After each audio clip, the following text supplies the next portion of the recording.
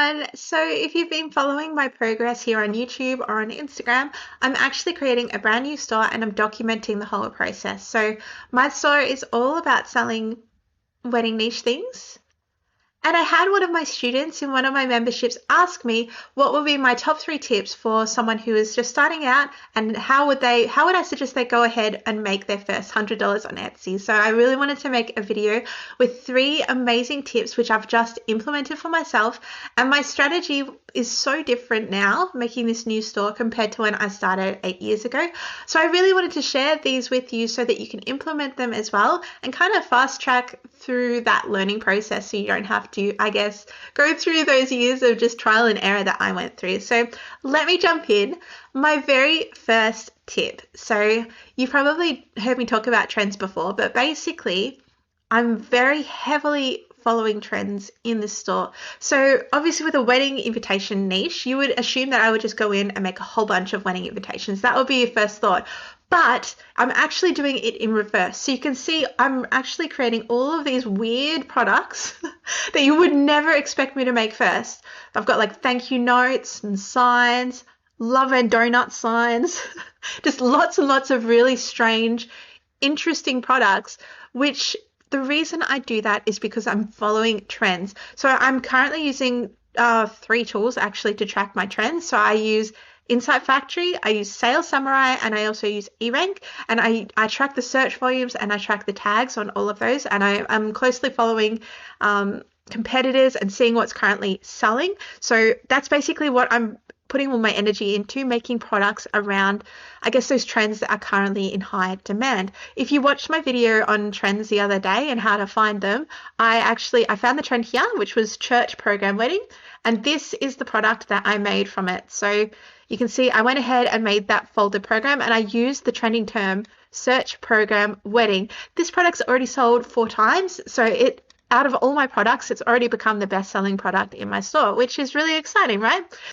So try and research trends, find products which aren't your typical go-to in the niche, and that is how you can get a faster foothold and start to get sales sooner. Because obviously with the wedding niche, if we just make wedding invitations, which I will absolutely do down the track, but if I were to jump in and just make wedding invitations now, there's so many other wedding invitations on Etsy, mine are going to get lost in the search. And it takes a good 30 days for your products to even get established in search anyway. So when I go in and make, say, let's see something which is a bit strange.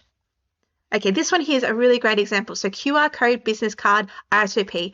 That there is a trending term that I've taken out of Insight Factory, and there's way less competing RSVP cards that are in this size, which is business card size, and that have a QR code on them. So right there, I've cut out a lot of competition, and that's how I'm able to get sales a lot quicker. Okay, so tip number 2 is to try and make similar products in a group. So I call this batching, and you can see here I've got like thank you place card, thank you place card, thank you place card, thank you place card. They all use the same size. They all use the same content. I'm just changing small things on them, and it allows me to really quickly work up 4 listings versus 1, and I can change the tags to get a little bit more search volume from that. So you can see just there, they're all so similar, but at the same time, they're all different, and they really are going to appeal to different people. So that is a great way to really quickly fill out your store and get more products. And finally, my last tip is to focus, in terms of your mindset, you need to focus on the number of products you have in your store versus the number of sales that you are getting on a daily basis. So it does take time to establish yourself on Etsy because it's search engine based, and that is the same for all search engine based sites. It's the same for YouTube. It's the same for starting a blog. So please, if you make some products and they don't sell straight away, please do not be disheartened. You really do need that volume, and you need to be constantly chasing those trends to try and get a foothold. When you sell something, listen to what is selling, see what becomes your best seller, see what is not selling, and really tailor your new products around what is currently selling. So I just want you to go in with the mindset that you do need to hit a volume of products before you really do see results, and that's okay. It's okay. And the thing is, this is a really great way to make money online. You just need to commit to it, and you need to make sure that you approach it with a business mindset. So you need to go in knowing that you are going to hit this hard, you're going to hit a volume of products, and you're not going to see results for a while.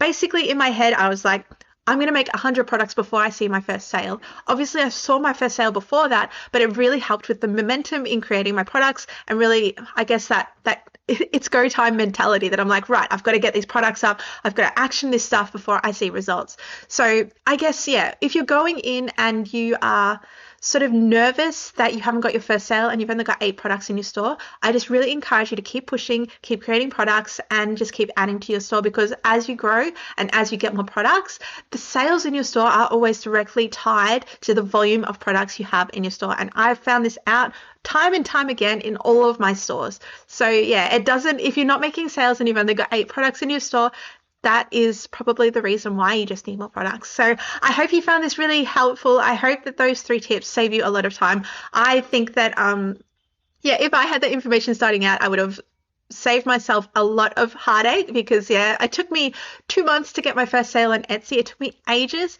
of trial and error. So I wanted to communicate that that's normal as well. You don't have to get sales right away. I've been at this a long time, so I know exactly what I'm doing when I'm doing this.